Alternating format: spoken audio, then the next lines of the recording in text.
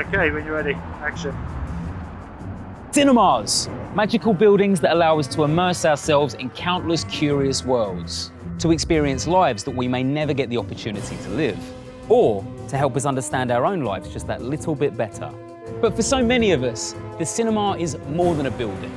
It's a place that molds us, inspires us, and sometimes even changes us when we least expect. And we've missed them a lot. But now the cinema is back. So come with me now as I, Perry J. O'Halloran, take you inside some of this country's greatest independent cinemas to explore their stories, their secrets, and more than just a few of our favourite things. Because if you think that you've missed the cinema, just wait till you see how much the cinema has missed you.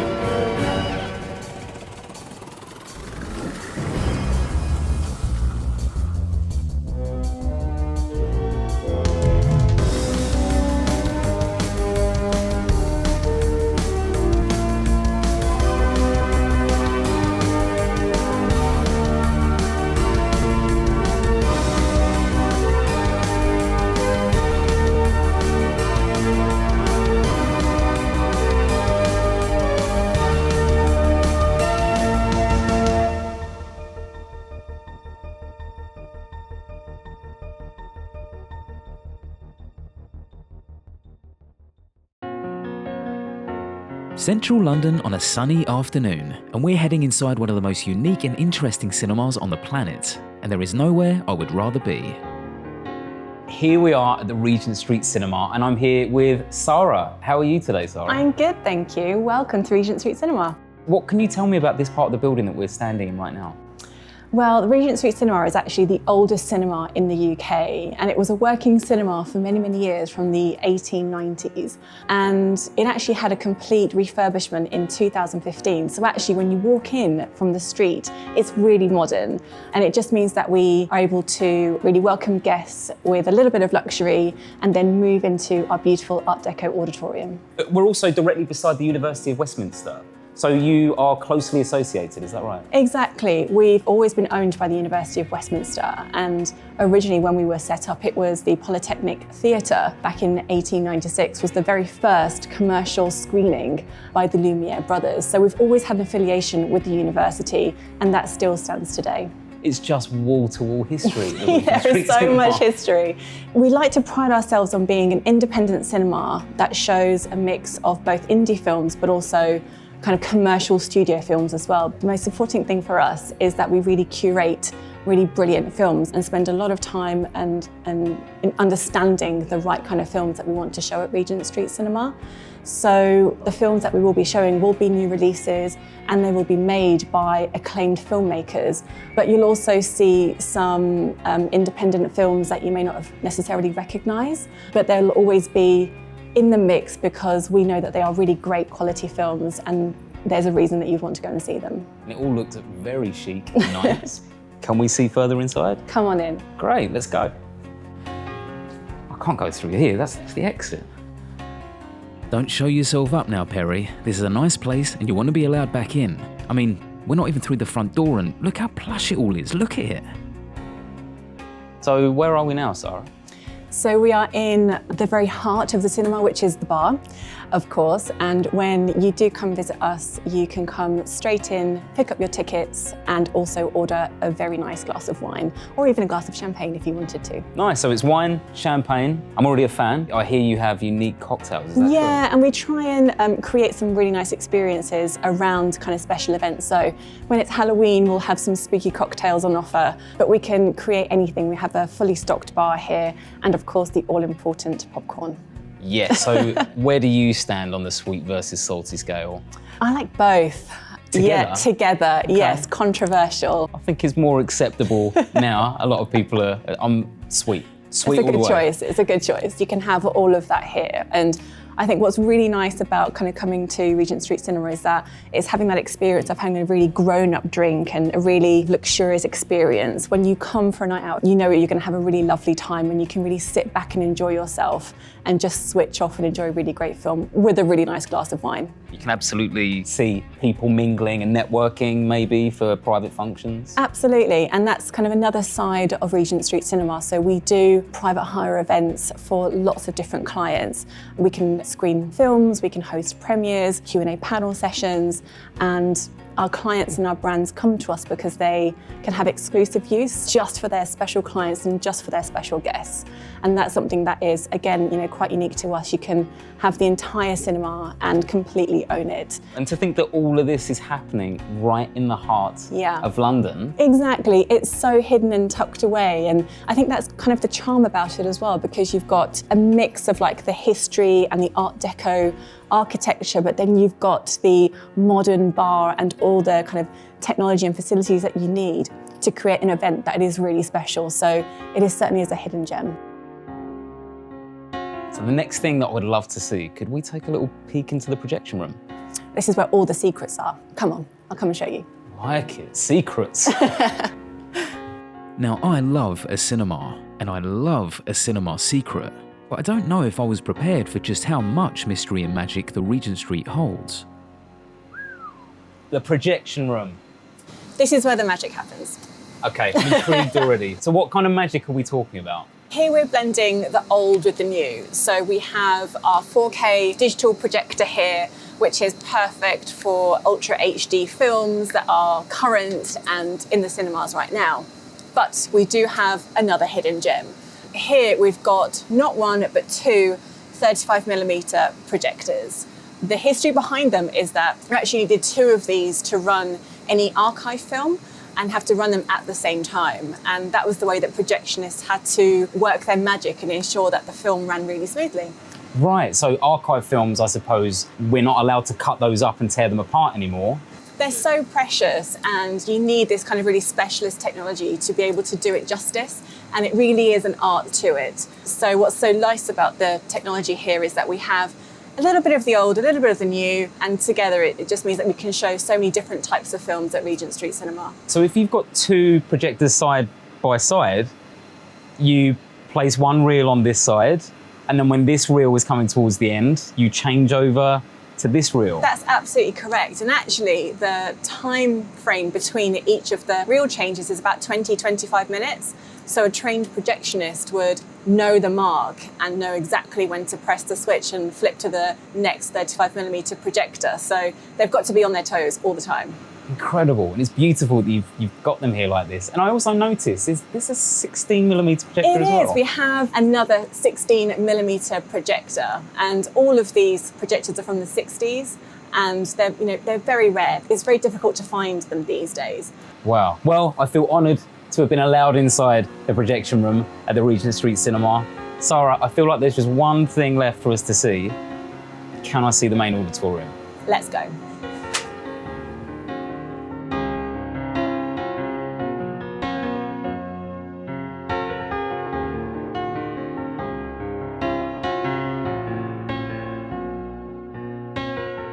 Wow, I feel like I've stepped back in time. It's really amazing. It's beautiful. Is this the way it originally would have looked? Well, it's very similar actually. We had some original paintings and some photographs of what the original Polytechnic Theatre looked like. We've tried to make it look as authentic as possible to that era and included some Art Deco inspiration into the auditorium as well. Incredible. It's a really big auditorium. There's 187 seats here. We have a number of patrons that have really helped refurbish the cinema and kind of get it back up to speed. And we have people like Neil Purvis, who's one of the screenwriters of 7 Bond films. So you might be sitting on a Neil Purvis seat when you do come. And you can even have a balcony view as well. Oh yeah, I see that. How very exclusive. Yeah.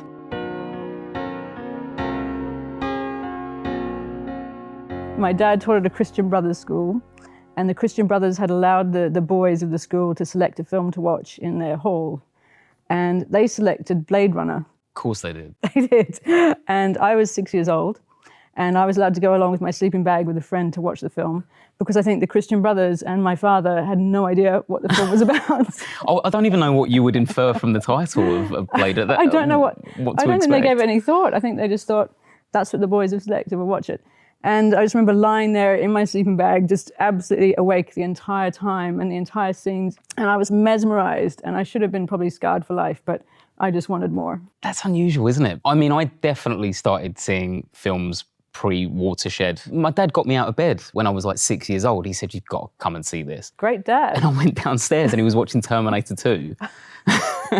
And the effects, I think at the time, you know, nobody had ever really seen that kind of revolutionary special effect before. But I just remember I wasn't at all kind of fazed by the violence and everything of it, because everything is so fantastical that's going on. And I imagine with Blade Runner as well, you're just immersed in this world. Yeah, I suppose it was a fantastical element, but that's definitely, I mean, filmmakers can get away with a lot, can't they, if they can argue to a censor that it's a fantastical fantasy element, which is what has happened over the decades. I remember watching Blade Runner in a cinema when it first came out, long before everyone else thought it was the best film ever made. And you had this feeling, this fabulous feeling of being there in the dark with all these strangers, watching this quite extraordinary thing open up in front of you. And nobody knew what this was like at all at that point. It's those kinds of experiences that you can't really get by, you know, sitting at home watching Netflix, which I'm a big fan of, but I totally get the limitations of that. You very rarely hear somebody say, oh, there's this film. It's a real TV home viewing experience. You've got to see it. Oh, very good. Yeah. Whereas we quite frequently say, I went to this beautiful cinema the other night. It's one that I've had my eye on for a long time. Yeah. And I went along and it was lovely. You should definitely go and see this new film there. And it's lovely. And of course, that's often what drives cinema attendance, isn't it? You think, well, I don't really want to see this on my home screen, no matter how beautiful it is. No one can provide that same totalizing experience that you can get in the cinema. It's a very controlled environment. But those kinds of people are likely to think, well, actually, for watching a new big film, I don't really fancy waiting for it to come on Netflix, even if it's the same time. I'd much rather be in the cinema to watch it. Audiences want to experience storytelling together. It reminds you to laugh. It reminds you to cry. It reminds you to be quiet. And that's what the big screen does, as opposed to any other screen. Over 100 years ago, Louis Lumière apparently famously said that the cinema is an invention without a future. What do you think Louis Lumière would say today, after we've gone through home video revolutions, digital streaming revolutions, world wars, recessions? We keep coming back to the cinema. Do you think he would have a different opinion today? Well, the Lumière brothers were fantastic showmen. They're really good technologists, but they're also fantastic showmen. He understood that this was going to be something, but nobody quite knew how it would play out. He was extremely good at exploiting the technological development of it. But it didn't take long. It was only 3 or 4 years after they started, before they started doing what we would think of as prototype features. So it probably, even within his lifetime, it would have been really clear to him that this was quite big. They were exceptionally gifted at exploiting their invention. I imagine he would be a bit of a purist, a little bit like David Lynchian about it. You know, you cannot watch a film on this tiny screen. And I imagine he might have done like a full 180 and been positive, given what's happened since then, what's transpired. Well, it's an interesting question, because the Edison invented stuff was actually for individuals to, you know, you more or less looked through something whilst, you know, a handle with. So that kind of cinema experience, the earliest cinema experiences were individual. And Edison, who was not the most friendly kind of person that you've ever met, went around suing everybody who were developing patents for using, for what now we think of as early cinema.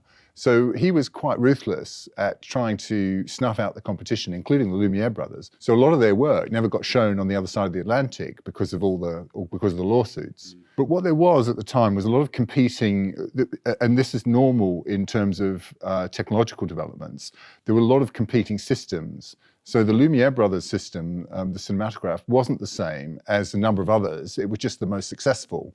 That was partly because it had one machine that both captured the images and then projected them. So it was incredibly simple. And that pretty much took over. But they were really smart. They had good technology and they knew how to exploit it. And eventually, it wasn't very long before they started to see that there was an opportunity to do more than just be a novelty, but to tell stories or to show things that were really important, like the funeral of Queen Victoria. So if Lumière did in fact say that, it's possible that it was one of the first examples of film marketing? Absolutely. He was really clear. They were trying to get as many people to look at their invention as possible. Within about 3 years or so of the first films being shown here, they were selling the device commercially.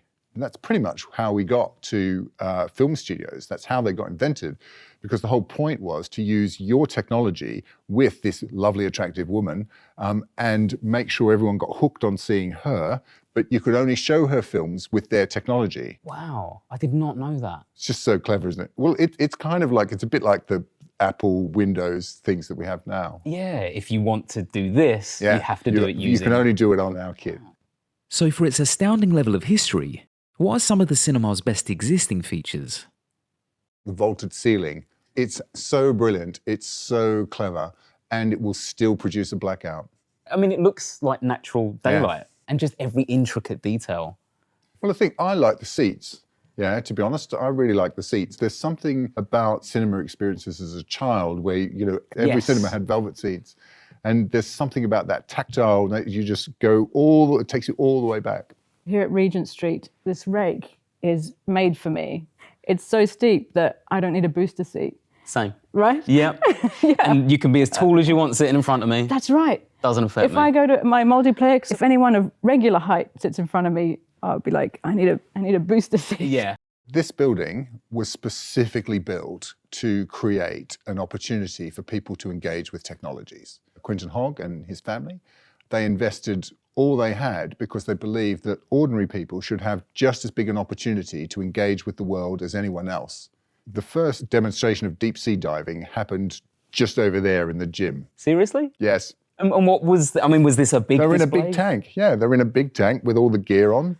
That's what happened. That's truly fascinating. Truly. Imagine being a fly on the wall while that was going on.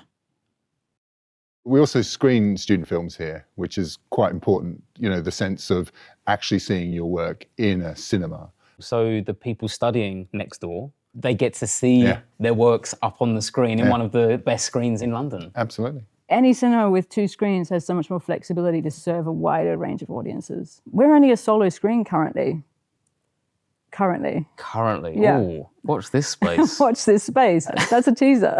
That's an official teaser. Okay, that's as much as you're prepared to say. That's as much as I now. can say right now. Okay, so stay tuned. People's desire to go out and get out and have a drink and have a discussion about their film with their friends, I think that's something that's in us all. I think we all want to do that. And I think we especially want to do that after we've all had a diet of Netflix where we've fast-forwarded through the bits that are boring. And we do what we want to do is we want to see it in that environment that tells us, right, we're going to watch this film from start to finish. I have to ask, Gregory, are you a fast forwarder when you watch Netflix? Of course I am. Are you? Wow, there we go. Of course I am. I thought Matt was the only one. No, of course I am. I can't stand it. And actually more than that, I'm a switcher offer. Okay. Because I tell you, they get about 15 minutes. That's it. There's too many other things I might watch. That is quite different to what happens in the cinema. I have to decide I'm going to watch this film, and then I have to put up with it, and that sometimes is much, much more rewarding than it is me being, bored by Adam Sandler after 15 minutes, which happens a lot. Well, that's very interesting. It looks like we've got a growing trend of people that are more than happy to fast forward through films if they're not enjoying it. Yeah, most people, I suspect, fast forward more through television series because it's almost like they're asking you to show loyalty to their 11-part drama. And I think that's an awful lot to ask. And it's funny because I think we've all seen enough trilogies now over the last 10, 20 years of big franchises. We're also very wise to the fact that the first film in a trilogy, and I'm probably not going to be looked upon favourably in saying this because a lot of people would consider the first film to be the best in a trilogy. But if they know it's going to be a trilogy, it's usually where they lay all the groundwork and it's where all the explaining is going on. But again, that's really typical of modern long-form television, isn't it? And sometimes that's the most dull thing about it. Yeah. It's all set up for the season closer, and I find that incredibly boring. But I think you're absolutely right. If they know they're running 3 films, the first film's a dog. Any exceptions? Back to the Future. Thank you. Although I'm very fond of the second Back to the Future.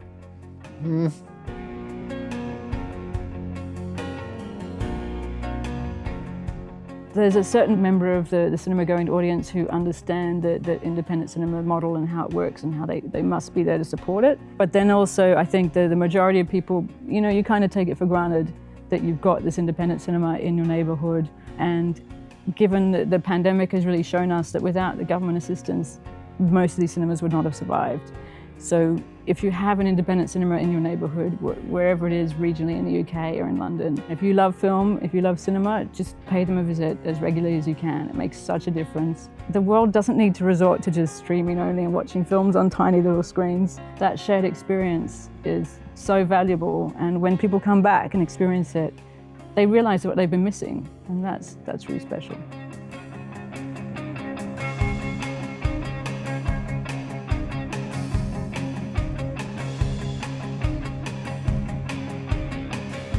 There is one special feature at Regent Street Cinema which you haven't seen yet. Yeah? Whoa!